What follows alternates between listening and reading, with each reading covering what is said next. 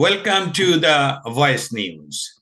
In just few hours, the US presidential election will take place, and today we will be discussing the upcoming election and what to expect. I am joined by two distinguished guests. First, let me introduce Roquia Haider. Roquia Haider, former Chief Voice of America Bangla Department, a veteran journalist and the former chief, as I already told, Voice of America Bangla Department with over 2 decades of experience in international journalism. She led Voice of America Bangla Department, overseeing news production and programming aimed at Bengali-speaking audience worldwide.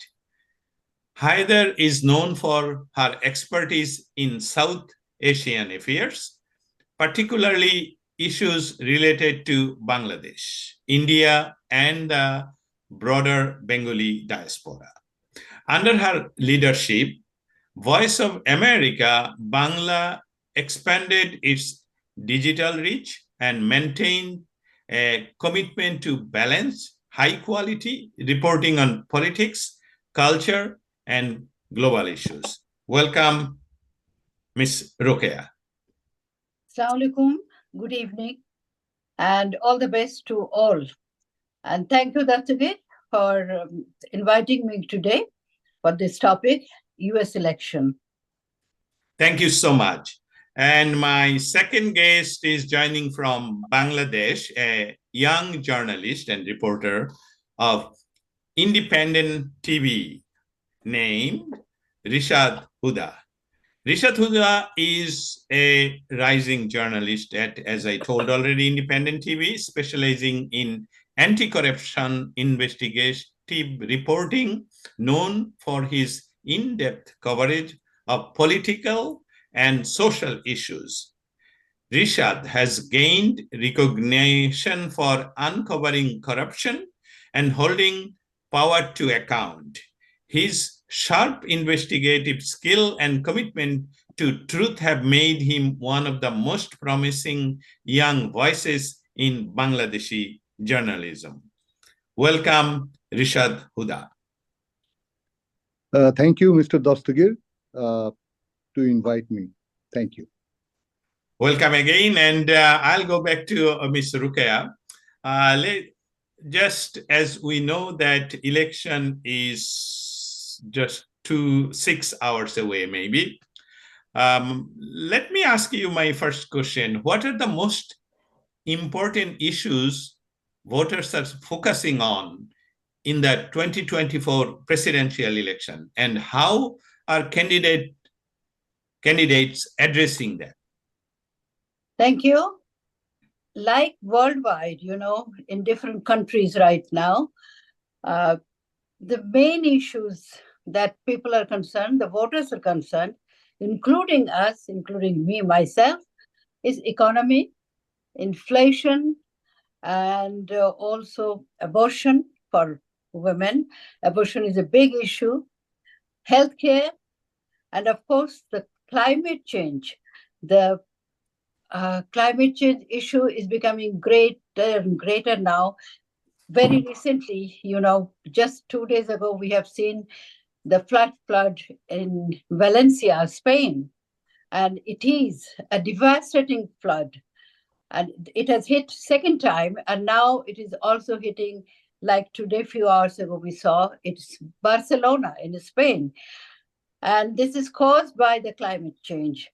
Here in the US, we are also feeling the grip of this. The black cloud is over our head. The state of Florida is hit by cyclone, hurricane, again and again. Yes. And the result is very well known. So South Asia is also suffering. So worldwide, the climate change issue is becoming greater and greater. How to handle it, what to do, Yes. so on and so forth. So as I said, economy, inflation, and abortion.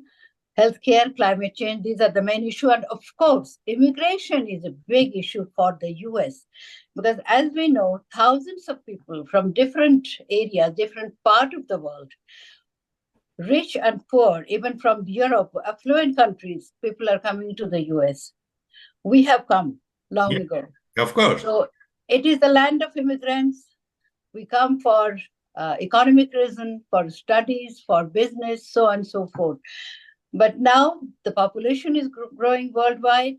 So the immigration issue in America is becoming more and more difficult. There are warfare going on in different parts of the world. Insecurity is growing, drug trafficking, human trafficking. All those troubles are becoming America is getting troubled by all those issues because more people from South America, Yes. like Mexico, Honduras, El Salvador, they are lining up at the door of or the front of the wall to enter America. So this is it. And as we have heard over the past few months, Yes. the two presidential candidates from Democratic Party, Vice President Kamala Harris. I was about to ask you about that Ukraine, Middle East issue and national security, how you compare these two candidates. Yeah. Please go ahead. Yeah, immigration is really threatening the national security situation. You know, people are coming from, as the former President Trump often stressed that, you know, criminals are entering this country. They are creating problem for the local population. And Democratic Party, of course, they are more lenient to the immigration issues. But at the same time, this campaign, again and again, the candidates of Democratic Party in different sectors, whether they are candidates for Senate or Congress or governorship, they are stressing the need to somehow streamline the immigration policy, immigration situation, to handle the immigration situation so that this, you know, mismanagement, overflow of immigrants doesn't become problem. Thank doesn't you so threaten the American Exactly. population. Exactly. Thank you so much. I have another question in my mind to get discussed here with you. How are the major candidates differentiating themselves on their policies, and what are their chances to appealing to undecided voters? Undecided voting, that's a big issue because till the last moment, right now, I mean, till the last bell rings, both the candidates, former President Trump and Vice President Kamala Harris, both are going to the swing states. You know, the 7 swing states are there. And at the last end, Pennsylvania, because there's a big electoral college involved, and many voters are still undecided about whether to vote for Democratic Party or Republican Party candidates. So they are just reached there till the last moment. And at the same time, Michigan is another one. Michigan has a large number of South Asians and Muslim voters. And recent past and still going on from 7th of October, the Israeli and Gaza situation is very much troubling the Muslim population in the United States. The way Democratic government has handled the issue of this warfare between Israel and Palestinians, that has become troublesome. And as we heard from the Muslim leadership there in that area in Michigan, mainly Michigan, because there are a large number of Muslim voters, that they're appealing to their voters that please think 10 times before you vote, because this is an issue for our brothers, for our sisters, for our Muslim population in Gaza. Palestinian issue is threatened, and the Israeli, it's the one-sided war going on. Exactly. And that has been supported by the US. So right now, the US means Democratic government. At the same time, the Republican Party candidate, former President Trump, is saying that if he comes into power, there will be no warfare, which we have to see. Because he thinks he's in good relationship with Russia and North Korea, and maybe Israel will listen to his government. Yes. So that's how he's appealing to the people, to the candidates, in light to the voters. Yes, in light what you just mentioned, let me come up with another problem. What role will technology, social media, and misinformation play in the 2024 election, and what steps are being taken to ensure fair and accurate information is shared with voters?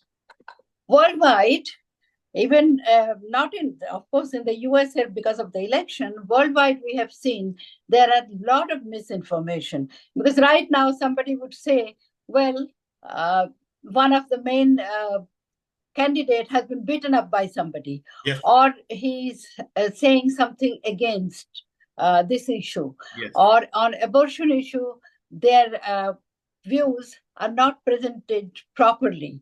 So the voters will think 10 times, or they will wonder that just now Kamala Harris said something, and now we are hearing that they're saying that the report that I just saw, that there are billions of misinformation floating in the social media. But what is the steps are we taking the authority for against of this misinformation? Misinformation, yes. So, yeah. We cannot stop it. Here, the misinformation in social media cannot be stopped. But good judgment should be done, because people may go to ABC, NBC, CNN, or Washington Post, Wall Street Journal, or New York Times. There are, flow of information in the social media, but at the same time, you can use your good judgment and just think who to trust. Like TikTok, if you find something, or somebody says that, oh, Elon Musk has said, like, it was floating in that he will give $1 million every day to some candidates who will support Republican Party or something like that. But then, you have the voters, particularly those nowadays, Dastagir, that recently we have seen that Generation Z, some younger voters who may be voting for the first time, or this is their second time, and they have formed their own idea. And very surprisingly, a recent poll has been done, and among the youngest generation, they don't trust these two parties. Some of them are thinking that, there should have been a Green Party or any third party that could have helped. Yes. Even the Muslim population, they are saying, they're appealing to their voters that, you vote for third party, that will at least project that we resent the policies of these two main parties. But it will. What do you think about this? That third party, they have any chance to come to the power, rule and rule the country like that? So far, in America, only two party. I have questioned sometimes that why there is no third party. Even in smaller countries in South Asia, like Bangladesh or Pakistan or India, there is always a third party. Like in Bangladesh, I can say Jatiya Party came up. Yes. BNP and then Jatiya Party. And Jatiya Party ruled for some time. Of course. In India, Congress, Modi, and then Communist Party. In West Bengal, we have seen Communist Party rule for so many years. Right. So, but in America, we cannot have that. I don't know why. Thank you so much. Let me go to our another guest, Rishad Huda. Rishad Huda, I would like to answer, have some answer from Bangladesh, actually. Many people in Bangladesh closely follow US elections, as they often have global implication. What do you think are the key issues that Bangladeshis are watching in the upcoming US presidential race? First of all, thank you. First of all, people of Bangladesh, they consider US president as world president. He's not only the president of he or she who will be elected, he is not only the US president, he is the president of world. This is their belief. I don't know why they believe, but there is some reason. Uh, from my personal point of view, the policy, the foreign policy of US about Bangladesh will remain same, but there's some varies a little. The main issue among the young generation of Bangladesh is immigration. Uh, most of the young people, for them, yeah, USA is just a land of dream. This is Land of like land a of heaven, land of opportunities. land of opportunity, land of dream, maybe same as heaven. So, when DV open, lots of people apply for the immigration, and always young people, uh, trying to get a chance to go somehow to US and take a citizenship of US. They US want to citizenship, yes. US citizen. They want to be a proud citizen of USA. From that point of view, young generation mainly they want Kamala Harris because we know Trump, Mr. Donald Trump, he when he were president, he were not when welcoming new immigrants. That's why uh, young among the young generation, Kamala Harris is more popular. And there is another issue about Kamala Harris. She is originated. Her mother is Indian, so there is a continental relationship with her, and they believe maybe if she will elected, then she maybe uh, have a soft corner about the new uh, immigrants, especially from this continent. If you want to see the real scenario, what people thinking about US election, uh, you have to go the rural place of Bangladesh, especially the marketplace where there's some tea stall. Uh, in tea stall, they are chatting, and right now it's 9:20 a.m. Right now they are just gathered, and they are very excited about U.S. election. Who Yeah. is going to be the next president?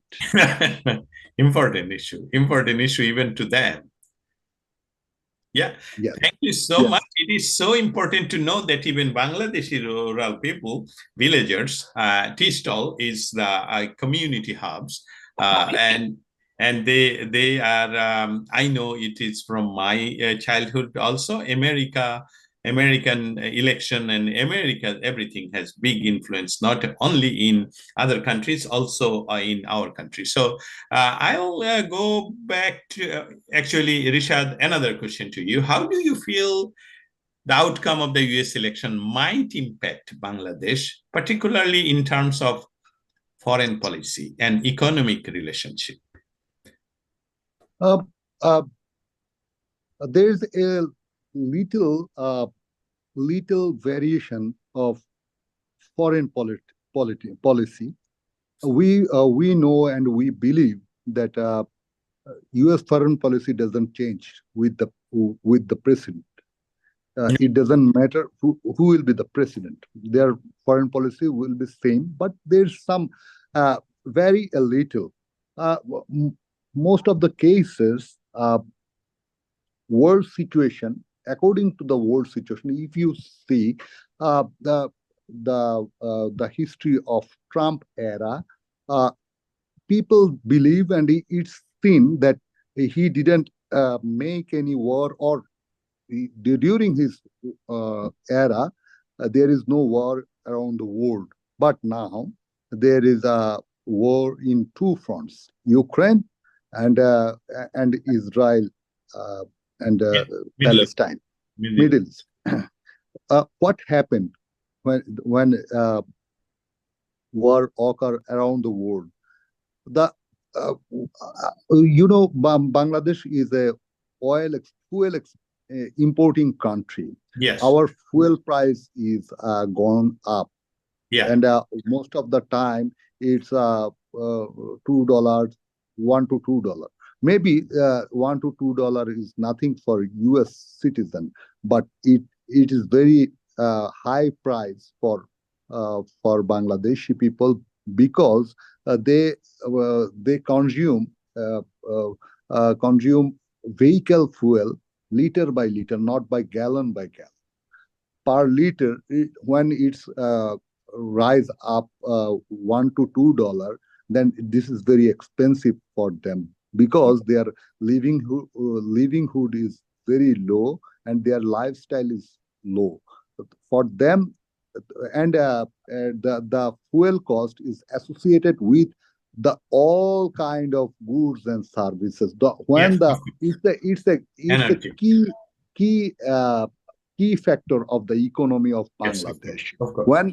When uh, fuel price gone up, goods and services like even vegetable, even even Everything. Everything. everything, Everything. everything goes up, and living Cost. cost will be higher and higher day by day. So the people of Bangladesh don't want war, not only in their country but also around the world. Uh, at the same time, they also believe uh, uh, who in our politics, U.S. president, who will be the U.S. president, it is the factor for our politics. Yes. It has Some it has some Yes, influence in also in influence, internal Bangladeshi influence, they believe. Uh, they believe. do you know there is two major party in Bangladesh, Bangladesh Awami League and BNP, Bangladesh Nationalist Party. Two parties, and they also some kind of follower. This is very funny. They are also a follower of Republican and Democratic. Of course. Of course. Yeah, Also. the same thing we see in the US also. Yes. US also. Yeah. Bangladeshi Americans are divided into, yes, that is true. Thank you so Yes. much. And I will go back to, our time is very short. So I'll go back to Miss Roquia Haider. What role will, as I ask you, and you told that social media and misinformation campaign, we cannot stop, but we have to have some kind of some kind of measurement that we can actually send accurate information, share accurate information with the voters. That was what my intention to understand. But let me ask you, with rising polarization in American politics, how are both parties attempting to appeal to moderate and independence in this election cycle? You already mentioned Gen Z, and you also mentioned in your last my last question that yes, there are some undecided voter, but as we know, there are some moderate, that Gen Z, Generation Z, and also independent voter. These are not registered voter. They are not registered with any parties, two parties. So, what is your concern on that, please? We have seen in the past, although right now it is more and more pronounced, the division.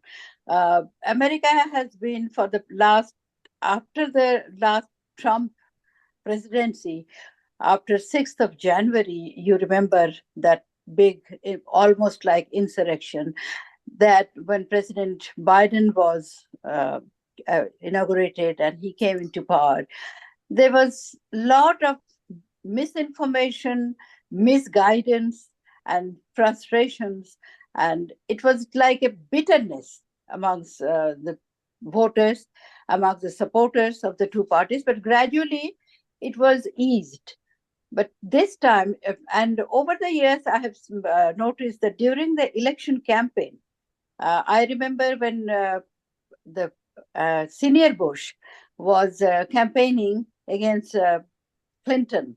And when President Clinton became, he won and became the president. Before that, during the campaign, Bush and Clinton was really were throwing mud at each other like that. That without Bangla terms, I would say. But unfortunately, that was too bad and too bitter. But it didn't become so bitter as these days. And after that, the moment Bush realized, senior Bush realized, at that time he was the president of Reagan time, and he was the vice president, and he was the president, and then he became the president, and he was campaigning again for re-election, which he failed, and President Bill Clinton became the president. But nowadays, what we see, because the misinformation is social media, and the bitterness has grown so much and has created so much divide between the voters, between the parties, that some people feel frustrated. No, we won't go and vote. But I think some people are thinking that it's my vote, it's important. Some leadership, like the Jewish mom, they are undecided. But they want, in Pennsylvania, there's a large Jewish population. And what we heard and we have seen going around, that they are asking their children, their grandchildren, that it's your right. You can bring the change. Go ahead and vote. And I don't know whether they're fully supporting the Democratic candidate, Vice President Kamala Harris, but at the same time, there are some kind of feeling that in America, why not have a Madam President, a female president, and make a history?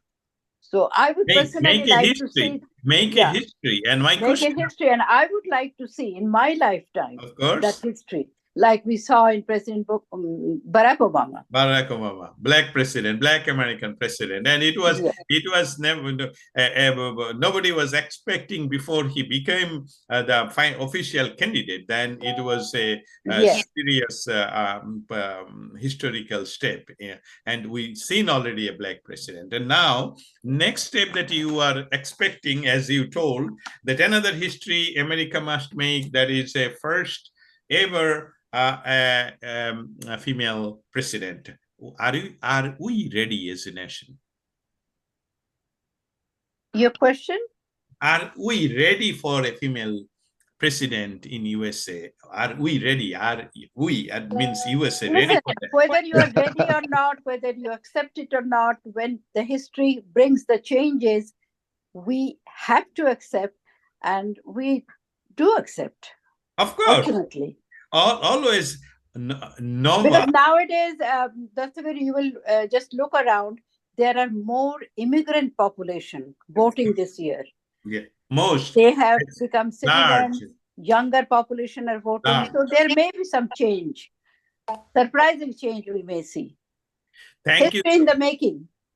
Thank you so much. We are at the end. Now I will go back to Rishad. Only you will have, say, 30 seconds to say anything you want to say about American presidential election. You have 30 seconds. People of Bangladesh, they want peace. They want peace in their country and around the world. They want to, our young generation, Gen Z, and older generation are also want to come to USA as a citizen, and so they want make easy the immigration system, and they want to, again, people of Bangladesh want peace. This is their vital demand. They want peace. Thank you so much. And now I'll go back to Mr. Roquia Haider. Roquia Haider, I would request you for your last conversation on whatever you want to say about our election tomorrow. You can spend up to 1 minute time, maybe. Thank you.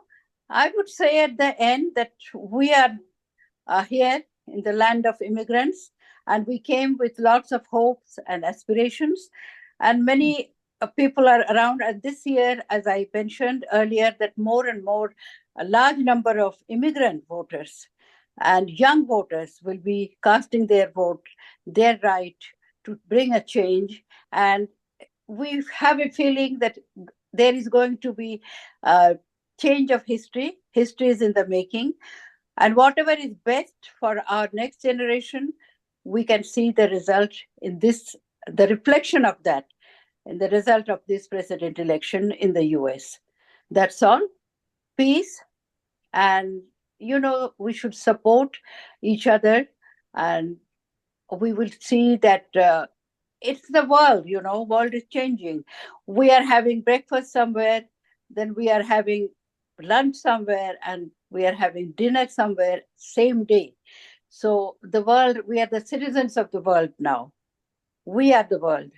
So the American people brings a change which can be followed by many, many countries. America is a great democracy, and we will see its reflection this year's 2024 election. That's my hope. Thank you so much. It was nice to being having you in our first time ever conversation about US election. This is the Voice News. We just launched last month here in United States. And from my heart, I really want to thank Roquia Haider that you accepted my invitation, and also Muhammad Rishad Huda from Dhaka. I know this is so early morning in Dhaka. Thank you so much. And tomorrow, definitely, the Voice News will cover the US election from morning to evening until we get a new president. It's a history or both way. Because if Trump come back as a president, that's also a very historical moment. And if Kamala Harris come back as a Democratic president, it's a historical moment. We will make history because that will be the first time ever US female president. Thank you so much. That was my pleasure to having both of you as our guest speaker here with The Voice.